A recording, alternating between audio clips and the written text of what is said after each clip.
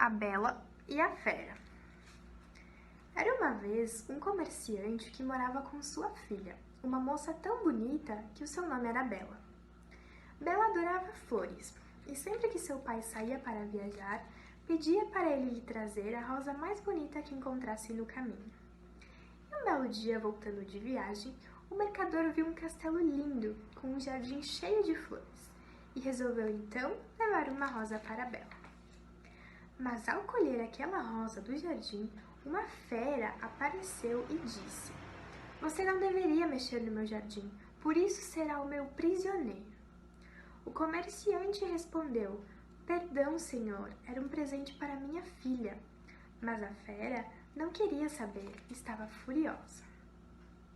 O mercador então pediu para a fera deixar ele pelo menos se despedir de sua filha.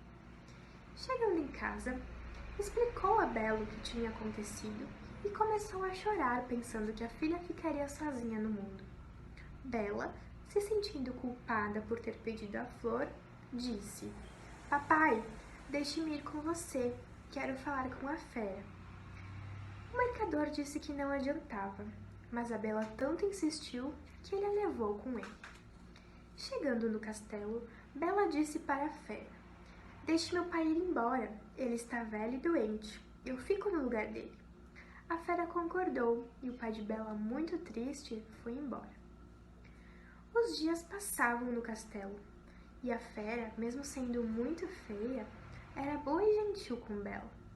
Liam livros juntos, conversavam e brincavam no jardim. De tão amigos, a fera deixou Bela ir visitar seu pai, na condição de que ela voltasse em menos de 2 meses, senão a fera iria adoecer. Enquanto estava com seu pai, Bela sonhava todos os dias que Fera estava morrendo, e então decidiu voltar ao castelo. Chegando lá, encontrou a fera muito doente, e assustada falou: "Fera, não morra, eu estou aqui, eu te amo", e beijou o rosto da fera. No mesmo instante, começou na fera uma transformação. A fera deixou de existir e em seu lugar surgiu um lindo príncipe. E o príncipe contou para Bela que uma bruxa o enfeitiçou e ele só voltaria ao normal com um beijo de amor. Quebrado o encanto, o príncipe e a Bela se casaram e foram felizes para sempre.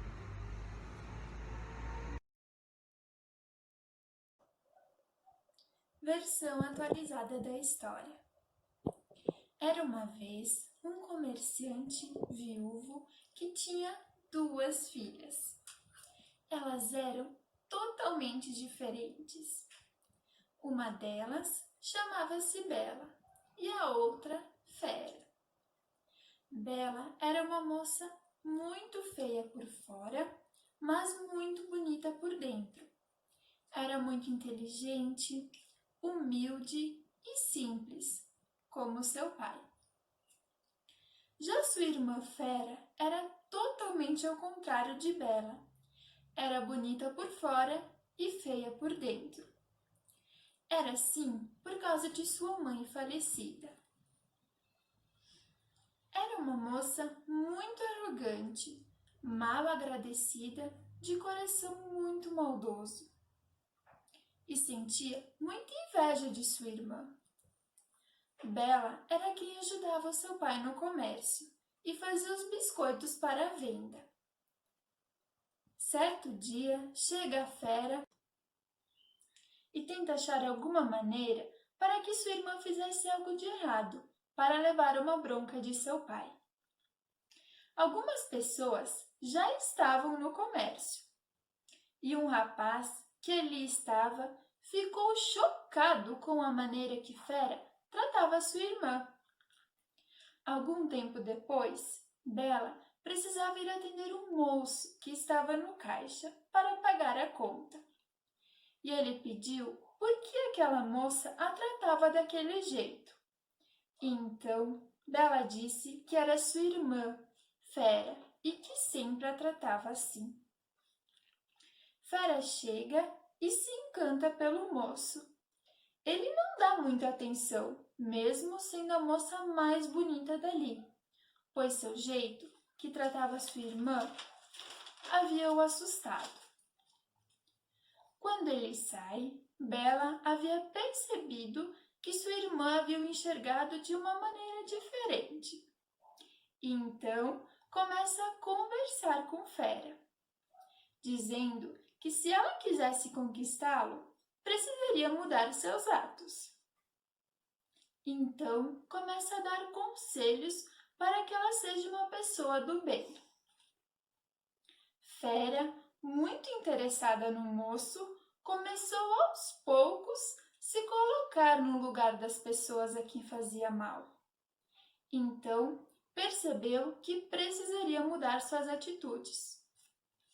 Passa algum tempo e seu pai percebe a mudança de sua filha. Fica orgulhoso ao saber que ela estaria mudando, não somente por conta de sua iniciativa, mas também pela ajuda de sua irmã, que mesmo depois de tudo que Fera havia feito, ela ainda ajudava a tornar uma pessoa melhor. Certo tempo depois, com muita dedicação e perseverança, Fera estava conseguindo mudar e havia se tornado uma pessoa humilde e gentil. Um belo dia, chega novamente o rapaz no comércio. Ele achava que Fera ainda era aquela moça que conheceu e continuou a dispensá-la. Mas então ela explica a ele que havia se tornado uma pessoa melhor e que tinha mudado, pois ele mostrou para ela que não dava em nada na vida ser uma pessoa má. Fera pede uma segunda chance para provar que havia mudado. Então, o moço, com um coração muito bondoso, decide conhecer Fera melhor. Afinal, se ela havia mesmo mudado, ele não tinha nada a perder. O tempo foi passando e os dois foram se conhecendo, saindo juntos e cada vez mais se encantando um pelo outro.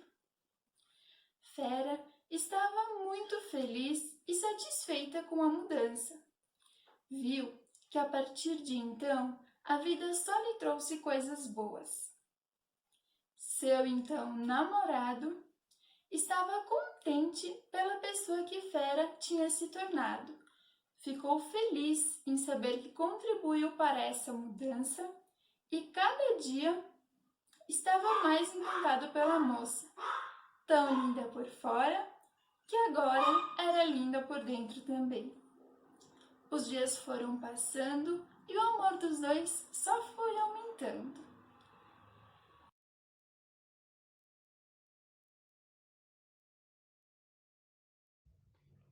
Análise comparativa das duas versões. O que difere a história real com a versão atualizada da história é que Bela e Fera são irmãs, e diga-se de passagem, muito diferente uma da outra. Bela é uma moça bonita, porém sua beleza encontra-se em seu interior.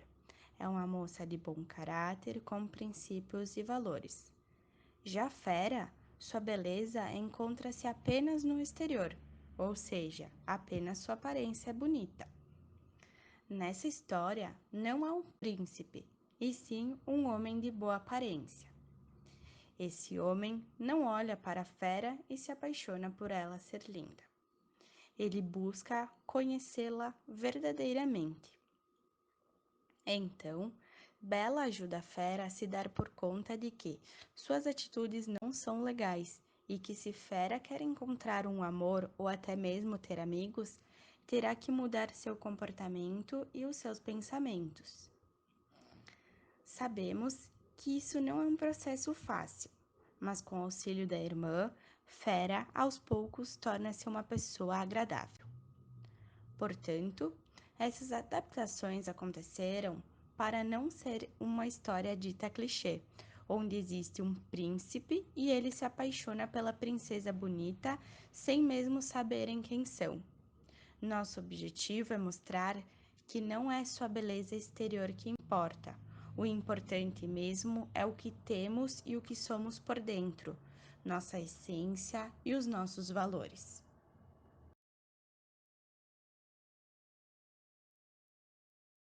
Olá pessoal, tudo bem? Eu vou falar um pouquinho sobre a diferença das concepções estudadas na sala de aula. Primeiramente, a concepção da existência. Ela possui algumas características como é praticada de forma mais ativa, é valorizada a iniciativa do aluno, existe uma valorização da comunicação entre todos da sala de aula, no caso o professor e alunos. E os conteúdos são organizados em função do interesse do aluno.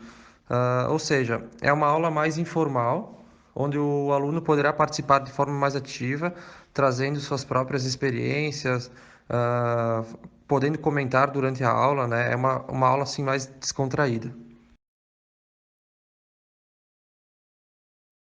Então, agora as características da concepção da essência.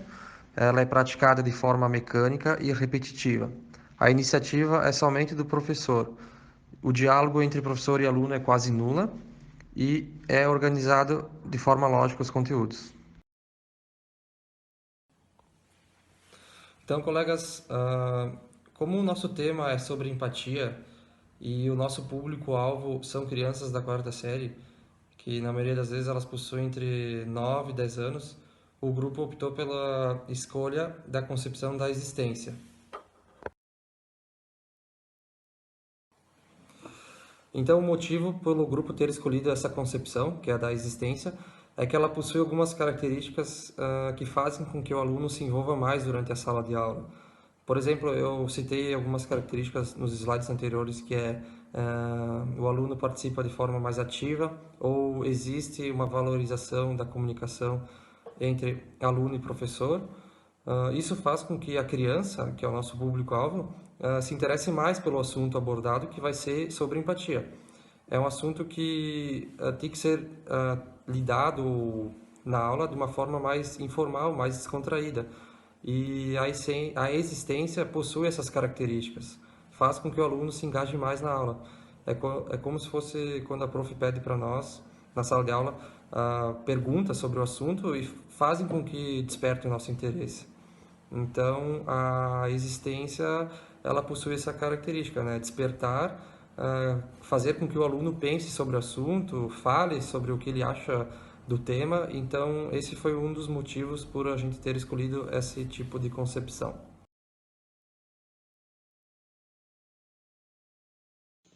Henning relata que tomar a educação como problema parece constituir-se no óbvio não realizado por muitos séculos no Brasil. Dada as dificuldades apresentadas, isso vale tanto para a filosofia como para a educação, tal problemática talvez, ainda hoje, permaneça presente entre nós, quando observamos certa resistência de a filosofia da educação ser acolhida e desenvolvida nos espaços acadêmicos da própria filosofia. Ao analisarmos as práticas pedagógicas, cabe-nos inquietarmos com a classificação que existe entre a teoria e a prática, como se elas não fossem as duas faces de uma mesma moeda. Constatamos que a formação docente é construída historicamente antes e durante o caminho profissional do docente, e que se faz também no social. A partir daí, cria-se então um círculo vicioso, onde a formação docente depende basicamente tanto das teorias quanto das práticas desenvolvidas na vida escolar. De acordo com o currículo por competências, a nova ênfase educacional se baseia na mobilização dos saberes, construídos para solucionar os problemas específicos. Porém, não podemos enfatizar a teorização em detrimento da prática. Quando o docente se apropria do conhecimento e se beneficia das contribuições teóricas referentes às compreensões da aprendizagem, escolhe as melhores formas de trabalhar, vence as dificuldades e vê com clareza as novas possibilidades de uma atuação com qualidade. Sendo assim, as probabilidades de reflexão e crítica sobre as práticas docentes surgem com maior coerência. Pimenta afirma que o saber docente não é formado apenas da prática, sendo também nutrido pelas teorias da educação. Mediante esta afirmação, fica claro que a teoria tem importância fundamental, pois ao nos apropriarmos da fundamentação teórica, nos beneficiamos de variados pontos de vista para uma tomada de decisão dentro de uma ação contextualizada. adquirindo perspectivas de julgamento para compreender os diversos contextos do cotidiano. A interação dialógica entre os saberes gera o desenvolvimento de uma prática pedagógica autônoma e emancipatória. Portanto, é preciso refletir sobre a constituição e interação dos saberes, que ratificam a prática do fazer docente, e é preciso ter coerência com a forma de ensinar do professor em sala de aula. A escola deve ser assumida como o principal espaço de inclusão, de aprendizagem e de socialização. Por isso, deve ser um lugar atraente, com espaço e tempo estimuladores de aprendizagem. Acreditamos, portanto, que se faz necessário para um maior investimento na formação docente e no desenvolvimento profissional do professor. Saviani afirma que a teoria e prática são aspectos distintos e fundamentais da experiência humana. Nessa condição, podem e devem ser consideradas na especificidade que as diferencia uma da outra. Mas, ainda que distintos, esses aspectos são inseparáveis, definindo-se e caracterizando-se sempre, um em relação ao outro. Assim, a prática é a razão de ser da teoria, o que significa que a teoria só se constitui e se desenvolveu com a função da prática que opera ao mesmo tempo como seu fundamento, finalidade e critério de verdade. A teoria depende, pois, radicalmente da prática. Os problemas de que ela trata são postos pela prática, e ela só faz sentido enquanto é acionada pelo homem como tentativa de resolver os problemas postos pela prática. Cabe a ela esclarecer a prática, tornando-a coerente, consistente, consequente e eficaz. Portanto, a prática igualmente depende da teoria, já que sua consistência é determinada pela teoria. Assim, sem a teoria, a prática resulta cega, tateante, perdendo sua característica específica de atividade humana. Freire estabelece como princípio o entendimento de que a existência humana é aquela que, se munida pela palavra autêntica, transforma o mundo, pois, não sendo ela de natureza silenciosa, não poderá jamais ser silenciada por alguém, sob pena de estar, assim, cometendo uma violência bárbara para com os homens de quem se estaria retirando o instrumento fundamental de denúncia e pronúncia do mundo. Henning relata que, então, a palavra é composta pelo aspecto da reflexão, a teoria, e da ação, a prática, compreendidas numa unidade dialética, recuperando uma das nossas problemáticas já discutidas, quanto ao equívoco de se entender a filosofia como aquela atividade atinente exclusivamente à reflexão, o que empurraria para o escopo da prática os elementos da realidade objetiva e qualquer interesse imediato pela concretude da realidade. Observamos o quanto a filosofia da educação oportuniza os profissionais a compreenderem e elaborarem operações críticas, criativas, arrojadas, podendo desenvolver com especial devoção a curiosidade e a sensibilidade pelo existir e o experimentar humanos. Realizamos o planejamento das aulas em torno de alguns valores, pois trabalhando estes assuntos em sala de aula, estaremos contribuindo para que haja formação moral destas crianças no presente e no futuro próximo. A escolha das atividades serve para que, após serem trabalhadas, sirvam para transformar o modo de agir e pensar dos mesmos perante a sociedade e saber enfrentar possíveis situações cotidianas difíceis. A prática das atividades realizadas em grupos tem a finalidade de incentivá-los e se tornarem pessoas boas, aumentando as chances do futuro dos mesmos serem melhores.